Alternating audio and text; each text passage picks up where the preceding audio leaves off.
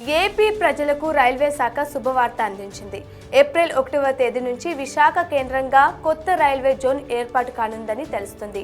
ఇప్పటికే బిల్డింగ్ పనులు పూర్తవగా ఉద్యోగుల కేటాయింపు ప్రక్రియ కూడా జరుగుతుంది.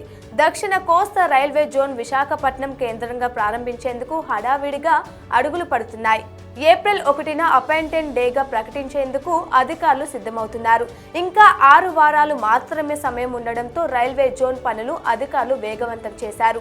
ఈ నెలాఖరుకల్లా కొత్త జోన్ ప్రారంభంపై అధికారికంగా ఓ ప్రకటన రానుందని తెలుస్తుంది. ప్రస్తుతం సికింద్రాబాద్ కేంద్రంగా దక్షిణ మధ్య రైల్వే జోన్ నడుస్తుంది.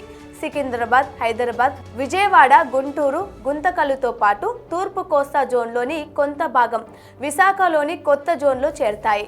ఇక గుంతకల్లు డివిజన్లోని రాయచూరు వాడి లైన్ సికింద్రాబాద్ జోన్లోనే ఉండనుంది.